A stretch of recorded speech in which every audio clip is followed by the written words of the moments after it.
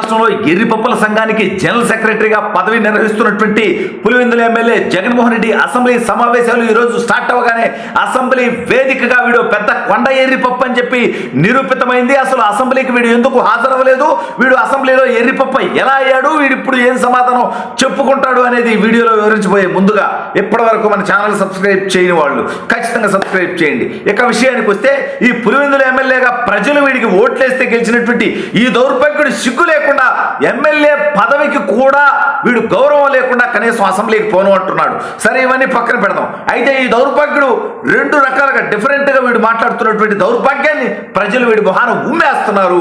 ఏంటయ్యా అంటే, ఒకవైపు నాకు ప్రతిపక్ష నేత హోదా ఇవ్వలేదు కాబట్టి నన్ను అసెంబ్లీలో మాట్లాడినవారు, అందుకని నేను అసెంబ్లీకి పోను అంటాడు. సరే, అసెంబ్లీకి పోయి ఇంక బాయ్కాట్ చేసినట్టే కదా ఈ దౌర్భాగ్యుడు అనుకుంటే శాసన మండలికి మాత్రం పోతారంట. ఆడికి పోయి ఎవడా మాట్లాడేది 4 రోజులు పోయిన తర్వాత ఇదిగో హట్ అయిపోద్ది.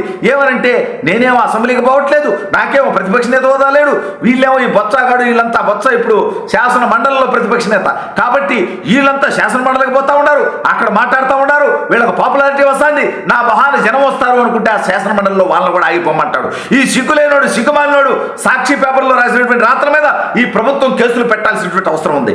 ఏమని చాలా రాత్రులు రాస్తున్నారు బీవీఆర్ అంటే అవి కాదు. మరీ ముఖ్యంగా వీళ్ళు ఇవాళ రాసినటువంటి రాత్రులు ఏంటంటే, శాసనసభలో వీళ్ళకి మైక్ ఇవ్వట్లేదంట. అసలు మీరు పోతే కదరా ఇచ్చేది. ఆ శాసనసభలో వీళ్ళు పోయినా మైక్ ఇవ్వరు కాబట్టి, ప్రతిపక్ష నేత హోదా ఇవ్వరు కాబట్టి పోవట్లేదంట. ప్రతిపక్ష నేత హోదా ఎవరు, ఎందుకంటే అది ప్రజలు మీకు ఇవ్వరా. మైక్ ఇస్తారు, మీరు 11 మంది ఎమ్మెల్యేలు ఉన్నారు కాబట్టి మీకున్న 11 మంది ఎమ్మెల్యేల ప్రకారం సమయం ఇస్తారు, ఆ సమయంలో మాట్లాడు. కనీసం మిమ్మల్ని గెలిపించినటువంటి 11 మంది శాసనసభలో ఉన్నటువంటి అంటే ఆ శాసనసభలకు సంబంధించినటువంటి ప్రజల కోసం మీరు 11 నియోజకవర్గాల నుంచి గెలిచారు కదా, ఆ 11 నియోజకవర్గ ప్రజా సమస్యలైన శాసనసభలో ప్రస్తావించాల్సినటువంటి అవసరం ఉంది. అలా లేనప్పుడు ఆ 11 చోట్ల మీరు ప్రజలు ఎన్నుకోబడి మళ్ళీ ప్రభుత్వం దగ్గర నుంచి జీతం తీసుకునేటువంటి హక్కు మీకు ఎవడిచ్చాడు? మీరు ఆ 11 చోట్ల రాజీనామా చేస్తే ఇక మీరు ఎలాగో మళ్ళీ ఒకవేళ 11 చోట్ల ఉపయోగం ఎన్నికలు వచ్చి 11 మీరు గెలిచిన, మామూలుగా అయితే 11 కోరు గెలవడు, పులివెందుల్లో కూడా ఓడిపోతాడు, అది వేరే కథ. బట్ 11 మీరు గెలిచినా మళ్ళీ మీరు పోయి శాసనసభకు మాట్లాడరు కాబట్టి వాస్తవంగా మీరు చెప్పిన లాజిక్ ప్రకారం అసలు ఆ 11 చోట్ల రాజీనామా చేసిన తర్వాత వచ్చేటువంటి ఎన్నికల్లో మీరు పోటీ చేయడానికి కూడా అర్హులు కారు. అప్పుడు తెలుగుదేశం పార్టీ, జనసేన, భారతీయ జనతా పార్టీ పొత్తులో వాళ్ళు, మరోవైపు నుంచి కాంగ్రెస్, కేఎఫ్ఆలో, కమ్యూనిస్టులో ఎవరికి నచ్చిన వాళ్ళు ఎవరికి నచ్చిన వాళ్ళు పోటీ చేసేటువంటి అవకాశం ఉంటుంది. వాళ్ళలో గెలిచిన వాళ్ళు వచ్చి అసెంబ్లీకి వచ్చి ప్రశాంతంగా ఆ నియోజకవర్గాల సమస్యల గురించి, రాష్ట్ర ప్రజల సమస్యల గురించి, ఇక్కడ వీటి పరిష్కారాల గురించి శాసనసభ వేదికగా మాట్లాడుకుంటారు.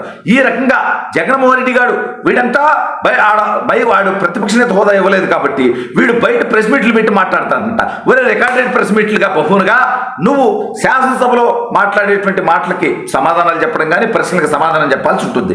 మరి నాబోటి వాళ్ళని ఒక నలుగురిని పిలిచి నువ్వు పెట్టిన ప్రెస్ మీట్లోనే లేదా మీడియాలో ఏబిఎన్, TV5 వీళ్ళందరినీ పిలిచి అంటే నీ హక్కుపక్షి సాక్షిని, నీ నీలిమోక NTVని, TV9ని కాకుండా అన్ని ఛానళ్ళు అంటే ప్రజా సమస్యల్ని మాట్లాడేటువంటి ఈనాడు, Andhra Jyothi, ABN, Maha News, X, Y, Z అన్ని ఛానల్స్ని, అన్ని పేపర్స్ని, ప్రజాశక్తి, విశాలాంధ్ర అన్ని పేపర్లని పిలిచి వాళ్ళు అడిగే ప్రశ్నలకు సమాధానం చెబితే నువ్వు మొగోడివేరా అనుకోవచ్చు. కాస్తో తీసుకో అన్న నిజమే రాయుడు శాసనసభలో ఎక్కువ టైం రాదు కాబట్టి పోవట్లేదు అనుకోవాలి. నీ రికార్డెడ్ ప్రెస్ మీట్లు ఎవడికి కావాలి అంట.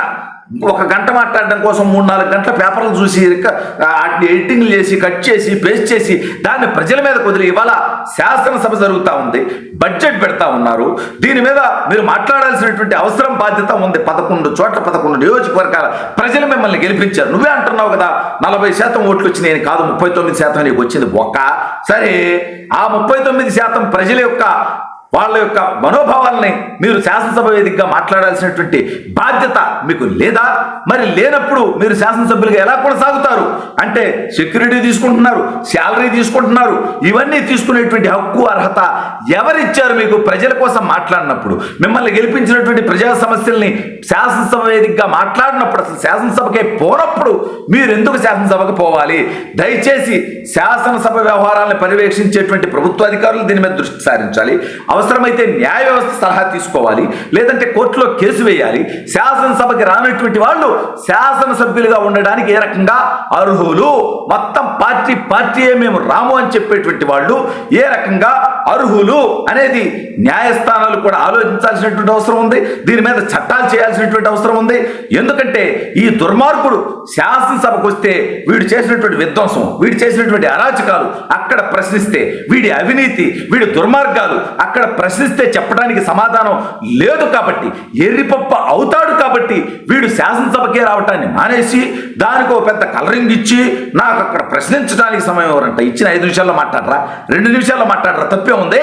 ఆ మాట్లాడి బయటకు వచ్చేసి నువ్వు మాట్లాడాలనుకుందా మాట్లాడి 2 నిమిషాలు 5 నిమిషాలు ఆ తర్వాత బయటికి రా, ప్రజలకు అప్పుడు చెప్పు నేను ఇంకా చాలా మాట్లాడాల్సింది ఉంది, నేను సమాధానం చెప్పాల్సింది ఉంది, కానీ వీళ్ళు నాకు మైక్ ఇవ్వలేదు అందుకని మాట్లాడలేకపోతున్నానని చెప్పి ప్రజలకు చెప్పు.